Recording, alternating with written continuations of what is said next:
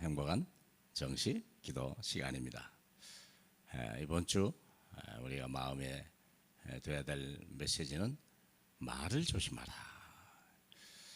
참 말이 쉽게 말할 수 있는 거지만 어떤 말이 나오냐에 따라서 모든 인간관계나 세상이 변하게 되는 거죠. 특별히 아주 훌륭한 지도자들에게서 나오는 말 한마디는 그 파장이 크겠죠.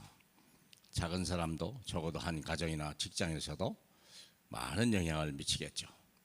그러므로 그 사람의 마음 상태, 영적 상태가 어떠냐에 따라서 말이 나오겠죠.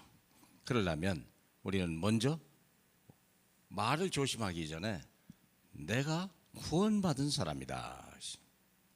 구원받기 이전과 구원받기 이후에는 어마어마한 차이가 나는 거예요. 마치 죽은 자와 산 자의 차이예요. 그게 그보다 더 하다고 봐야 되겠죠. 죽은 자는요 느끼는 것도 말도 없잖아요.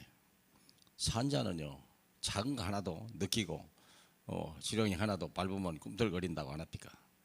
자, 그렇기 때문에 이제부터 우리가 할 일이 뭐냐면 구원을 먼저 생각해야 돼요. 그럼 구원이 뭘까 하는 거죠. 잘 알다시피 에베소 2장 1절로 6절 7절까지요. 그는 허물과 죄로 죽었던 너희를 살리셨도다.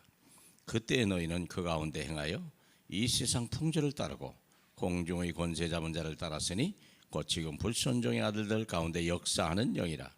전에는 우리도 그 가운데 행하여 육체의 욕심을 따라 지내며 우리 마음에 원하는 것을 하여 다른 이들과 같이 본질상 진노의 자녀이었더니 긍휼이 풍성하신 하나님이 우리를 사랑하신 그 큰 사랑을 인하여 허물로 죽은 우리를 그리스도와 함께 살리셨고 또 함께 일으키사 그리스도 예수 안에서 함께 하늘에 앉히시니 이는 그리스도 예수 안에서 우리에게 자비하심으로써 그 은혜의 지극히 풍성함을 오는 여러 세대에 나타내려 하심이라.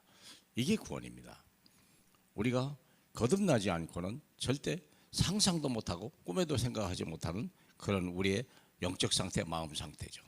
그렇다면 이 세 가지가 먼저 해결받은 사람으로서의 언어, 그죠? 과거 문제 해결. 에베소 2장 2절 허물과 죄로 죽었던 너희를 살렸더라. 내 영이 죽어 있었다는 거죠. 육체만 남아있는 거예요. 다시 말하면 하나님의 생기는 빠져나가고 우리 마음속에 오직 흙만 남아있는 거예요. 흙은 언제 무너질지 몰라요. 바람만 불어도 비 와도 막 무너져 가는 거예요. 그러니 얼마나 힘들겠어요. 이게 늘 근본부터 흔들린 거예요. 우리가 이제는요 생각을 달려야 돼요. 우리는 죽었던 내 영혼이 그리스도의 생명으로 살아나게 됐죠. 하나님의 자녀가 됐죠. 과거 문제 끝난 거예요. 이제는요 모든 영적 문제 끝난 거예요. 두 번째, 오늘의 문제예요. 오늘 우리가 어떻게 살아야 될 거냐 할 때 에베소 2장 3절에 보니까 세상 풍조를 따라간다.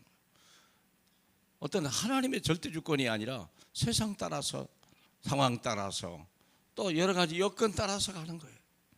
거기까지만 해도 괜찮은데요 공중 권세 잡은 자를 따랐으니 운명에 잡힌 거예요. 흑암에 잡힌 거예요.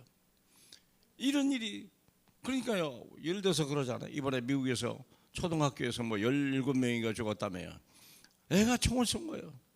누가 그럴까요? 공중 권세 잡은 자가 따라가는 그 18살짜리가 뭘 안다고요? 그런데 공중 권세 잡은 자예요.